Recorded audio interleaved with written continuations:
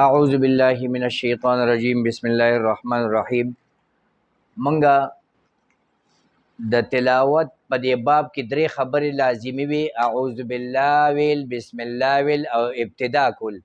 دا اعوذ بالله بسم الله خبرې وشولې. نن دریم باب دی، هماغه باب کې روان یو.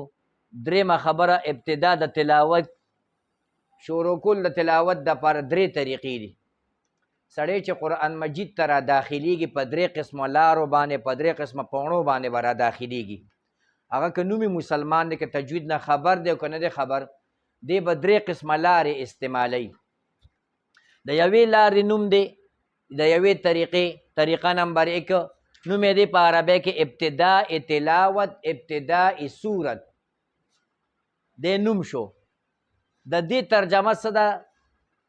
لفظي ترجمه شروع کول د تلاوت، شروع کول د صورت د سر نه. د ترجمه شله مطلب یې څه شلو؟ یو مسلمان راشي قرآن نیت یې کړی د تلاوت کومه او دې قرآن مجید کولو کې یا په یادو شروع شي، نو تلاوت آغاز هم شو او هغه د صورت سر راوړي، د صورت سر نه شروع کی.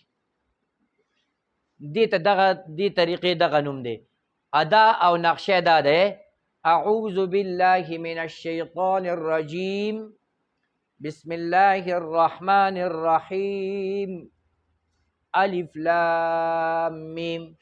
دا د تلاوت ابتدام ده او دا د صورت د سر نه د شروع کړله.